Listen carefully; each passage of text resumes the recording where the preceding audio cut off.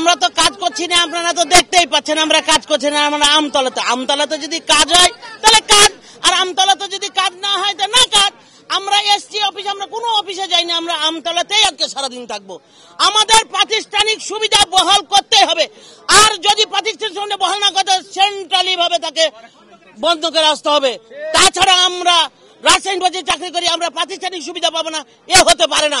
আপনার জাহাঙ্গীরনগর ঢাকা ইউনিভার্সিটি সারা খানে আছে, সরকারি ভাবে আছে, আর আমাদের বদ্ধ করে দিলে বদ্ধ হয়ে যাবে।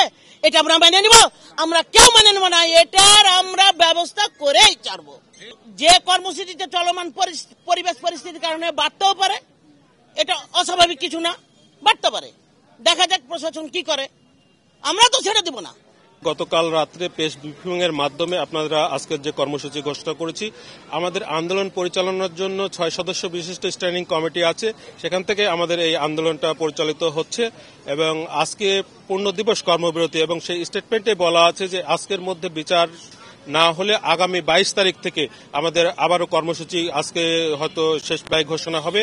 এবং এর সঙ্গে আমি মনে করি রাকসুর সাথে আমাদের ন্যূনতম কোনো সম্পর্ক নাই। আমরা কর্মসূচি পালন করছি এই আমাদের প্রাতিষ্ঠানিক সুবিধা বহাল এবং দুষ্কৃতিকারীদের বিচারের দাবিতে কর্মসূচি পালন করছি। এর সঙ্গে রাকসুর কোনো সম্পর্ক না। আমি বুঝি নির্মাণের শিল্প, সালাম স্টিল বোঝে ডিউরেবিলিটি। সালাম স্টিল, মোস্ট ডিউরেবল স্টিল। আমাদের সকল দাপ্তরিক কাজ সহ ক্লাস পরীক্ষা বন্ধ থাকবে, ক্লাস পরীক্ষাও বন্ধ থাকবে।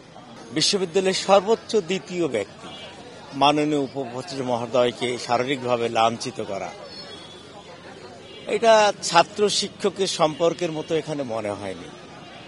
আমরা অত্যন্ত মর্মাহত এবং ঘৃণা ভরে এই ধরনের ন্যাক্কারজনক ঘটনার সঙ্গে যারা সম্পৃক্ত তাদের বিচার না হওয়া পর্যন্ত আমরা আজকে আমাদের কর্মবিরতি দিয়েছি। শিক্ষক, কর্মকর্তা, কর্মচারী, এখানে কোনো প্রকার ক্লাস পরীক্ষা, কোনো রকম প্রশাসনিক এবং একাডেমিক কাজ হবে না। আজকে পর্যন্ত প্রশাসনকে সময় দিয়েছি, যদি এর ন্যায় বিচার না হয় আমরা এরপরে বসে আমাদের পরবর্তী বৃহত্তর কর্মসূচি ঘোষণা করব।